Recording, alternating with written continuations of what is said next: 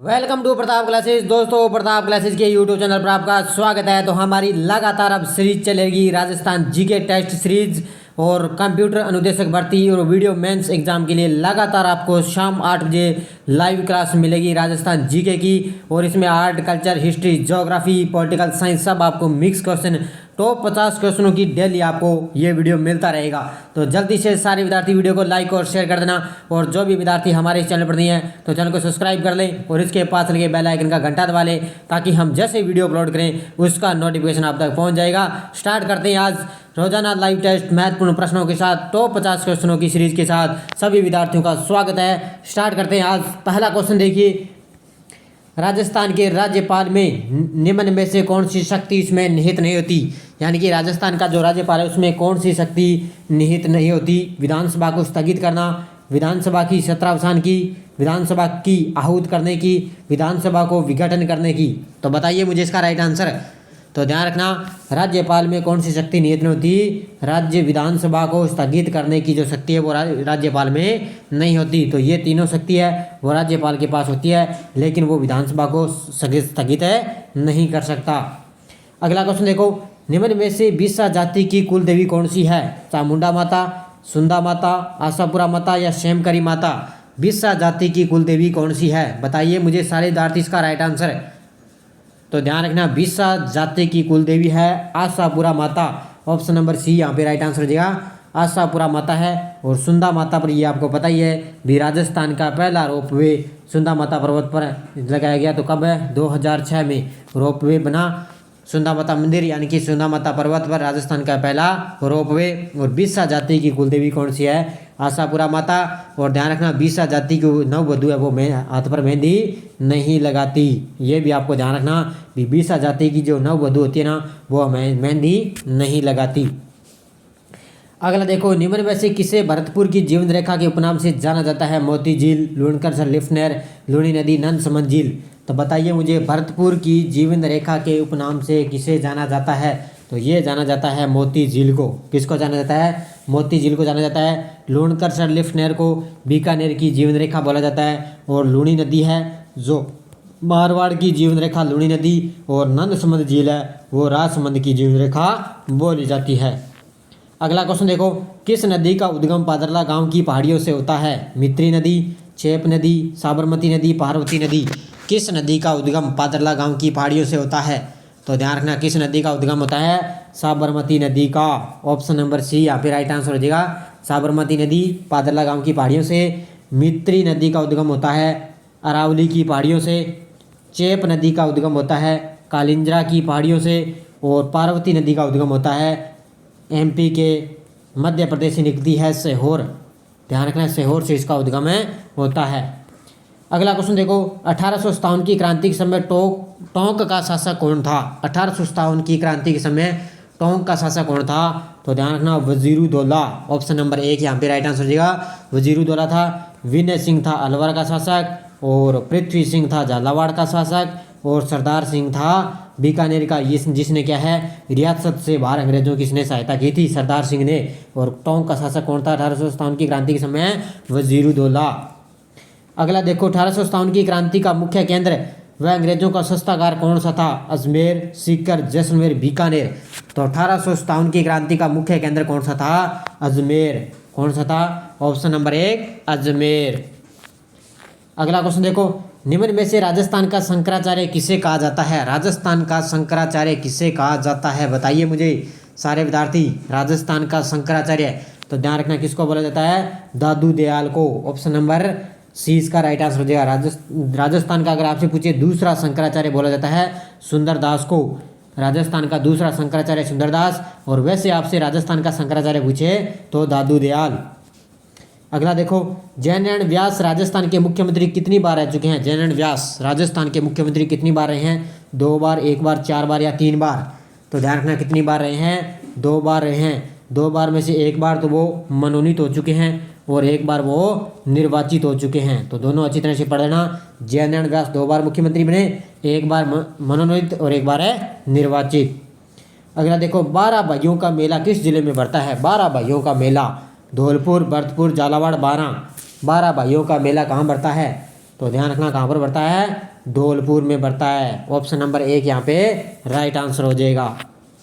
अगला क्वेश्चन देखो, कौन सा राज्य के उच्च न्यायालय का क्षेत्राधिकार नहीं है। भी कौन सा राज्य के उच्च न्यायालय का क्षेत्राधिकार में नहीं आता। प्रारंभिक क्षेत्राधिकार, अपीलीय क्षेत्राधिकार, निरीक्षण क्षेत्राधिकार या परामर्श संबंधी क्षेत्राधिकार। तो ध्यान रखना कौन सा नहीं आता, परामर्श संबंधी क्षेत्राधिकार नहीं आता इसमें। ये तीनों आते हैं, न्यायालय का क्षेत्राधिकार है लेकिन परामर्श संबंधी क्षेत्राधिकार है नहीं आता।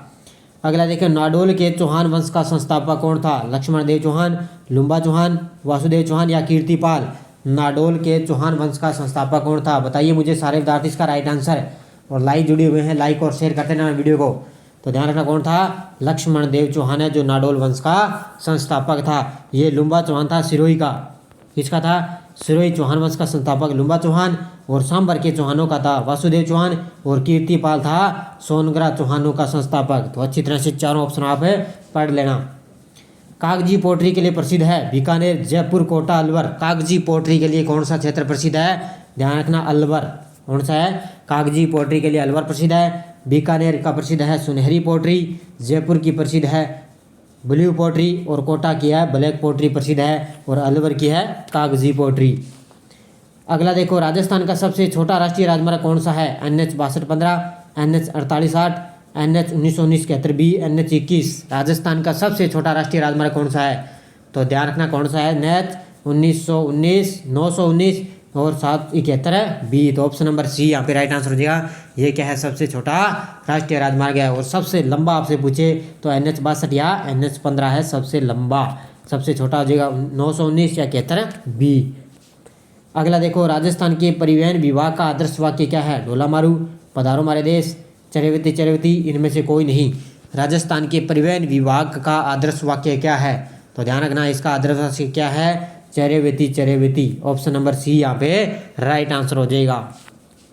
अगला देखो, किस दुर्ग को मुस्तफाबाद के उपनाम से भी जाना जाता है और इसके पीछे की खाई गीद खराई कहलाती है। किस दुर्ग को मुस्तफाबाद के उपनाम से भी जाना जाता है और इसके पीछे की जो खाई है वो गीद खराई कहलाती है। इसका राइट आंसर हो जाएगा गागरोन दुर्ग। क्या हो जाएगा, ऑप्शन नंबर 1 गागरोन दुर्ग जो हो जाएगा। और गागरोन किस नदी के किनारे है, काली सिंध और आहू नदी के ये संगम पर है। तो इतनी बातें आपको याद रखनी है, अच्छी तरह से पढ़ लेना इन क्वेश्चनों को। अगला देखो, राजस्थान का वह जिला जो राज्य में फेल्सपार का सर्वाधिक प्रतिशत उत्पादक है। राजस्थान का वह जिला जो राज्य में फेल्सपार का सर्वाधिक प्रतिशत उत्पादक है, तो वो कौन सा है, ध्यान रखना कौन सा है, बताइए मुझे सारे विद्यार्थी इसका राइट आंसर है। ध्यान रखना कौन सा है, अजमेर। ऑप्शन नंबर 20 का राइट आंसर हो जाएगा, वो है अजमेर। अगला देखो, राजस्थान में 100% निकाले जाने वाला खनिज निम्न में से कौन सा है। जास्पर, जस्ता, संगमरमर, फ्लोराइड। 100% या 100% निकाला जाने वाला खनिज कौन सा है, ध्यान रखना जास्पर। कौन सा है, ये जास्पर तो निकाला जाता है 100%, जस्ता निकाला जाता है 99% और संगमरमर निकाला जाता है 90% राजस्थान में होता है और फ्लोराइड होता है 96%। तो 100% कौन सा आ जाएगा, जास्पर। अगला देखो, निम्न में से किस अभिलेख के अनुसार चौहानों की प्राचीनतम राजधानी अनंतपुर सीकर थी। भी किस अभिलेख के अनुसार चौहानों की प्राचीनतम राजधानी अनंतपुर सीकर थी। इसका राइट आंसर हो जाएगा हर्षनाथ अभिलेख। सीकर में कौन सा है, हर्षनाथ की पहाड़ियाँ सीकर में और हर्षनाथ अभिलेख है। इसके अनुसार चौहानों की प्राचीनतम राजधानी कौन सी थी, हर्षनाथ अभिलेख में अनंतपुर सीकर थी। और अजमेर के चौहानों की आपसे राजधानी ये पूछे, शाकंभरी देवी कुल देवी थी। कौन थी, अजमेर के चौहानों की कुल देवी शाकंभरी देवी। किस शासक के द्वारा सांबर में चौहान वंश की नींव रखी गई। किस शासक के द्वारा सांबर में चौहान वंश की नींव रखी गई, ध्यान रखना वासुदेव चौहान के द्वारा रखी गई 551 ईस्वी में। कब है, 551 ईस्वी में सांबर में चौहान वंश की नींव रखी गई वासुदेव चौहान द्वारा। अगला देखो, नमदे किस जिले के प्रसिद्ध है। जयपुर, टोंक, बाड़मेर, कोटा। नमदे आपको पता ही है, नमदे कहाँ के प्रसिद्ध है, टोंक के। कहाँ के प्रसिद्ध है, टोंक के। और अगर आपसे पूछे बाड़मेर है तो अजरक प्रिंट और मलीर प्रिंट कहाँ की है, बाड़मेर की है। अच्छी तरह से पढ़ लेना, अजरक प्रिंट, मलीर प्रिंट बाड़मेर की है और टोंक के नमदे प्रसिद्ध हैं। अगला देखो, राजस्थान राज्य पथ परिवहन निगम की स्थापना किस वर्ष की गई। राजस्थान राज्य पथ परिवहन निगम की स्थापना कब की गई थी, ध्यान रखना ये की गई थी 1964 में। कब की गई, ऑप्शन नंबर डी 1964 में। अगला देखो, निम्न में से किस का समय अलवर शैली में स्वर्ण युग माना जाता है। किस का समय अलवर शैली में स्वर्ण युग माना जाता है? तो जगत सिंह का मैंने आपको बताया था मेवाड़ चित्र शैली का जगत सिंह का माना जाता है, और जसवंत सिंह का माना जाता है मारवाड़ का, और मीने सिंह का माना जाता है अलवर का। किसका माना जाता है? ऑप्शन नंबर सी यहाँ पे राइट आंसर हो जाएगा। राजा विनय सिंह का क्या है? अलवर शैली में स्वर्ण युग माना जाता है। और सावंत सिंह पता ही आपको, ये थे किशनगढ़ चित्र शैली का स्वर्णकाल माना जाता है। अगला देखो, निम्न में से किस शैली में आम के वृक्ष को चित्रित किया गया है? आम के वृक्ष, मेवाड़ शैली, जोधपुर शैली, किशनगढ़ शैली, बूंदी शैली। बताइए मुझे किस शैली में आम के वृक्ष को चित्रित किया गया है? ध्यान रखना, जोधपुर शैली में। किसमें? ऑप्शन नंबर बी, जोधपुर शैली में। अगला देखो, राजस्थान लोक सेवा आयोग के सदस्यों का एक पारी का कार्यकाल कितना होता है? 6 वर्ष, 62 वर्ष की आयु तक, 6 वर्ष अथवा 62 वर्ष की आयु दोनों में से जो भी पहले समाप्त हो जाए, 6 वर्षों तक 65 वर्ष की आयु में से जो भी पहले समाप्त हो जाए। फिर राजस्थान लोक सेवा आयोग के सदस्यों का कार्यकाल कितना होता है? तो ध्यान रखना कितना होता है? 6 वर्ष अथवा 62 वर्ष की आयु जो भी पहले समाप्त हो जाए। तो यहाँ पर option number C right answer हो जाएगा। अगला क्वेश्चन देखो, 2 या 2 से अधिक राज्यों के लिए संयुक्त लोक सेवा आयोग की नियुक्ति का प्रावधान कौन करेगा? अगर 2 या 2 से अधिक राज्यों के लिए संयुक्त लोक सेवा आयोग की नियुक्ति का प्रावधान कौन करेगा? ध्यान रखना, संसद करेगी। कौन करेगी? संसद करेगी। अनुच्छेद 315(2) के तहत। कितने? अनुच्छेद 315(2) के तहत क्या है? 2 राज्यों से अधिक राज्यों के लिए क्या है? संयुक्त लोक सेवा आयोग की नियुक्ति का प्रावधान करेगी संसद।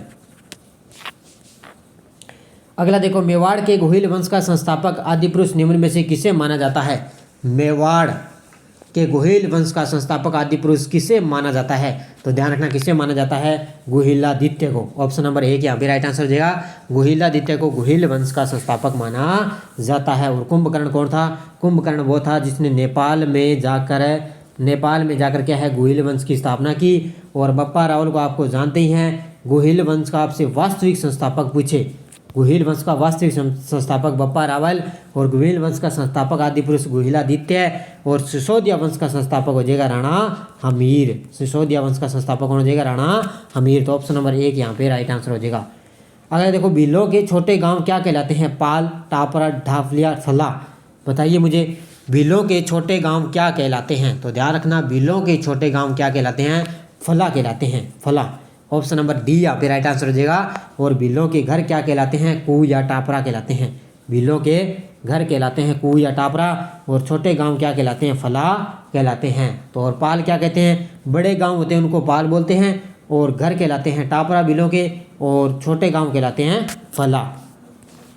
अगला देखो, निम्न में से किस जिले में बाजरा अनुसंधान केंद्र स्थित है? बाजरा अनुसंधान केंद्र, गंगानगर, बाड़मेर, उदयपुर, बांसवाड़ा। बताइए मुझे, बाजरा अनुसंधान केंद्र कहाँ पर है? तो गंगानगर में पता ही है, कपास अनुसंधान केंद्र है। और बाजरा अनुसंधान केंद्र कहाँ पर है? बाड़मेर में है। तो ऑप्शन नंबर बी यहाँ पे राइट आंसर हो जाएगा। उदयपुर में कौन सा है? उदयपुर में है ज्वार अनुसंधान केंद्र। और बांसवाड़ा में तो बहुत हैं। बांसवाड़ा में एक तो चावल का अनुसंधान केंद्र है, एक है मक्का का अनुसंधान केंद्र, एक है सोयाबीन का अनुसंधान केंद्र। ये तीनों क्या है? बांसवाड़ा में है। उदयपुर में है ज्वार का बाजरा अनुसंधान केंद्र, और बाड़मेर में ज्वार अनुसंधान केंद्र है। अगला देखो, 2 अक्टूबर 1959 को नागौर में राजस्थान में पंचायती राज का औपचारिक उद्घाटन किसने किया था? 2 अक्टूबर 1959 को नागौर में राजस्थान में पंचायती राज का औपचारिक उद्घाटन किसने किया था? तो ये किया था किसने? सारे विद्यार्थी मुझे राइट इसका आंसर देंगे। तो ध्यान रखना, किसने किया था? जवाहरलाल नेहरू ने। किसने किया? जवाहरलाल नेहरू ने 2 अक्टूबर 1959 को क्या है? नागौर में राजस्थान में पंचायती राज का उद्घाटन किया था। तो ऑप्शन नंबर डी यहाँ पे राइट आंसर हो जाएगा। अगला देखो, कोपेन के वर्गीकरण के साथ निम्न में से किस जिले के लिए BWHW प्रकार की जलवायु पाई जाती है? तो किस में पाई जाती है? ध्यान रखना, जैसलमेर में। और ये मैंने कल भी आपको बताया था, BWHW है वो जैसलमेर में पाई जाती है। और AW पाई जाती है बांसवाड़ा में। किस में पाई जाती है? AW बांसवाड़ा में। और धौलपुर में पाई जाती है CWG। कौन सी? CWG धौलपुर में। और BWHW पाई जाती है जैसलमेर में। अगला देखो, राजस्थान में सर्वप्रथम प्रवेश मानसून कहाँ से करता है? राजस्थान में सर्वप्रथम प्रवेश मानसून कहाँ से करता है? बताइए मुझे। अरब सागर, बंगाल की खाड़ी, भूमध्य सागर, इनमें से कोई नहीं। तो ध्यान रखना, कहाँ से करता है? अरब सागर से प्रवेश करता है। दक्षिणी दिशा बांसवाड़ा।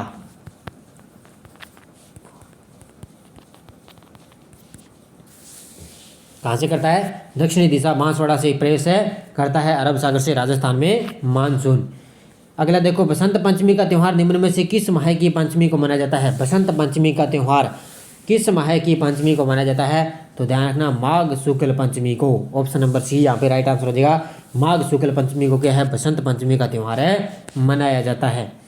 अगला देखो, राजस्थान में हेरिटेज होटल रोहितगढ़ प्लेस किस जिले में स्थित है?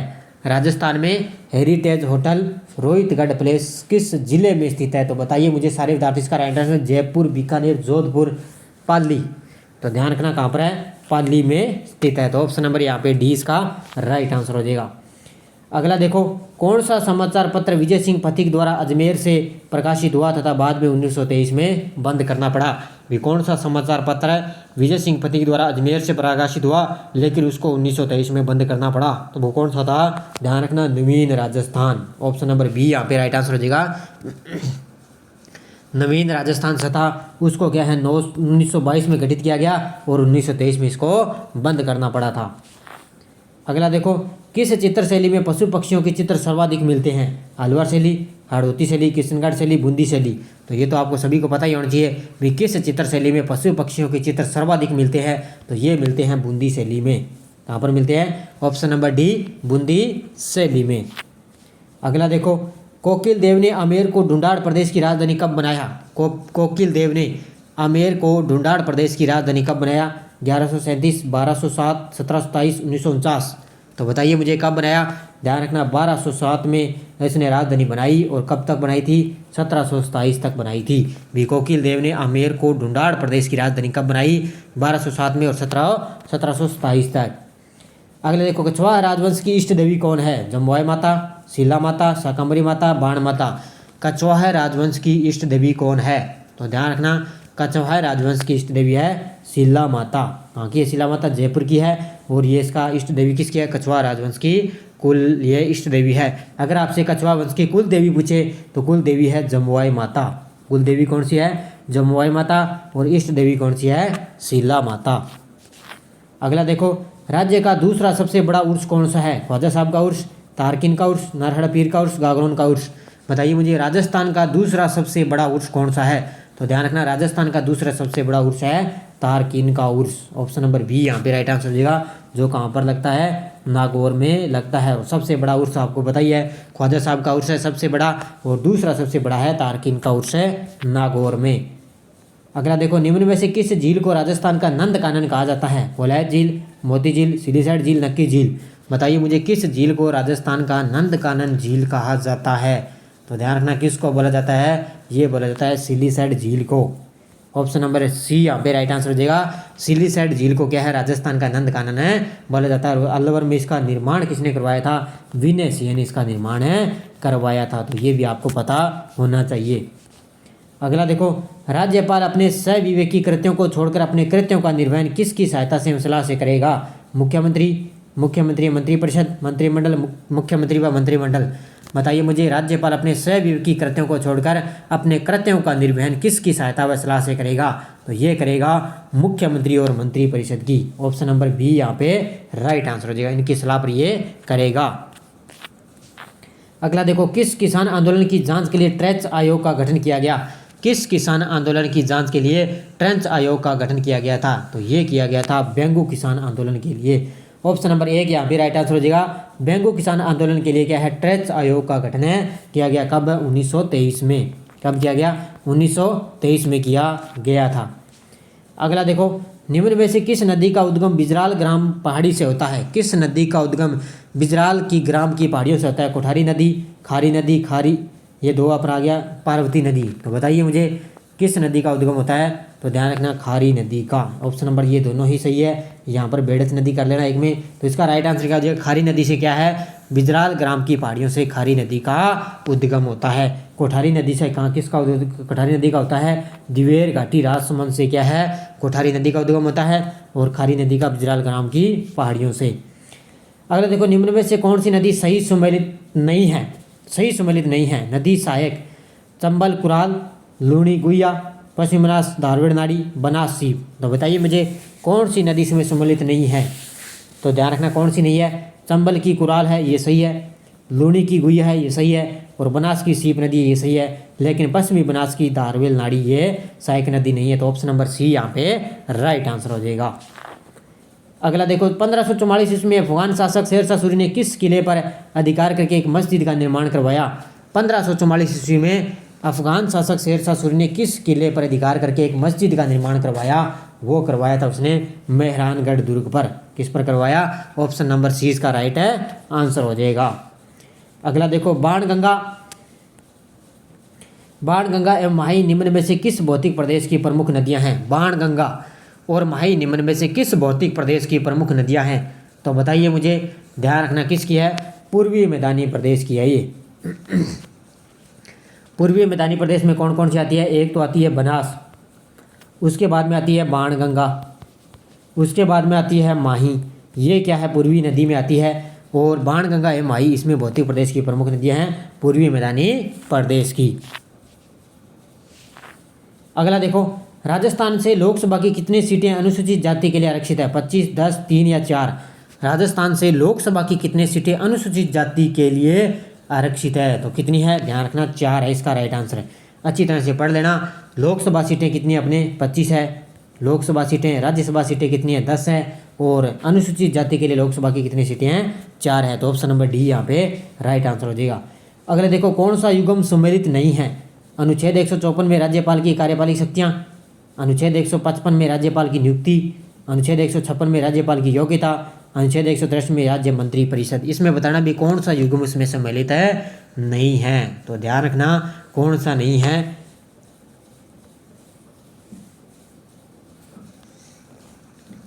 ऑप्शन नंबर सी यहाँ पे राइट आंसर हो जाएगा। भी अनुच्छेद 156 में राज्यपाल की योग्यता नहीं है। योग्यता किस में है? 157 में है। ध्यान रखना, राज्यपाल की योग्यता किस में है? अनुच्छेद 157 में इसकी योग्यता नहीं है। अगला देखो, निम्न में से IGNP की सबसे छोटी लिफ्ट नहर कौन सी है? यानी कि इंदिरा गांधी नहर परियोजना की सबसे छोटी लिफ्ट नहर कौन सी है? कंवर सैन लिफ्ट नहर, वीर तेजाजी लिफ्ट नहर, चौधरी कुंभाराम लिफ्ट नहर, पोखरण लिफ्ट नहर। बताइए मुझे सारे विद्यार्थी, इसका राइट आंसर है। तो ध्यान रखना कौन सी हो जाएगी? वीर तेजाजी लिफ्ट नहर। ऑप्शन नंबर बी यहाँ पे राइट आंसर हो जाएगा। भी इंदिरा गांधी नहर परियोजना की सबसे छोटी लिफ्ट नहर कौन सी है? वीर तेजाजी लिफ्ट नहर सबसे छोटी है। अगर आपसे पूछे सबसे लंबी लिफ्ट नहर कौन सी है, तो ध्यान रखना कंवर सैन लिफ्ट नहर है सबसे लंबी, और छोटी आ जाएगी वीर तेजाजी लिफ्ट नहर। अगला देखो, निष्कलंकी संप्रदाय की पीठ कहाँ स्थित है? निष्कलंकी संप्रदाय की पीठ, तो ध्यान रखना कहाँ पर है? सांबला गांव डूंगरपुर में। कहाँ पर है? सांबला गांव डूंगरपुर में क्या है? निष्कलंकी संप्रदाय की प्रमुख है पीठ है। और गाड़ा गांव में क्या है? गाड़ा गांव में है निरंजनी संप्रदाय की पीठ। और जोधपुर में किसकी है? नवलदासी संप्रदाय की पीठ। और बीकानेर में है अलकीय संप्रदाय की प्रमुख पीठ है। और निष्कलंकी की है सांबला गांव है डूंगरपुर में। आज का अंतिम क्वेश्चन देखो, नाथरा की पाल थूर हुंडेर उदयपुर क्षेत्र में निम्न से किस खनिज का प्रमुख क्षेत्र है? लोहा, लिथियम, अभ्रक, चूना पत्थर। बताइए मुझे इसका राइट आंसर है। नाथरा की पाल उदयपुर थूर हुंडेर में किस खनिज के लिए प्रसिद्ध है? तो ध्यान रखना ये है लोहा के लिए। किसके लिए है? लोहा के लिए प्रसिद्ध है। एक लोहा यहाँ पर उदयपुर में निकलता है, और ये निकलता है एक है मोरिजा बानोला चौमू जयपुर में। मोरिजा बानोला चौमू जयपुर में क्या है? एक लोहा के लिए भी ये प्रसिद्ध है। तो ध्यान रखना ऑप्शन नंबर 1 यहाँ पे राइट आंसर हो जाएगा। तो ये थे 50 क्वेश्चन। जाते जाते वीडियो को लाइक और शेयर कर देना। लगातार अब आपको शाम 8 बजे अब डेली क्लास मेरी मिलेगी। लगातार आपको मिलेगी शाम 8 बजे तो 50 क्वेश्चनों की राजस्थान जीके की क्लास, वीडियो मेंस और कंप्यूटर अनुदेशक के लिए, रीट, सेकंड ग्रेड सभी एग्जामों के लिए टॉप 50 क्वेश्चनों की सीरीज कंटिन्यू आपको मिलेगी। मान के चलो भी आपके टॉप 50 क्वेश्चन डेली आपको मिलेंगे, तो कितने क्वेश्चन आपकी याद हो जाएंगी। और विद्यार्थी, जो भी विद्यार्थी सुबह मेरी 6:45 इंडिया करंट की क्लास आती है, वो भी आप देखना न भूलें, क्योंकि वीडियो मेंस के लिए आपका क्वेश्चन आपकी बाहर नहीं जाएगा। तो धन्यवाद दोस्तों। जय हिंद, जय भारत।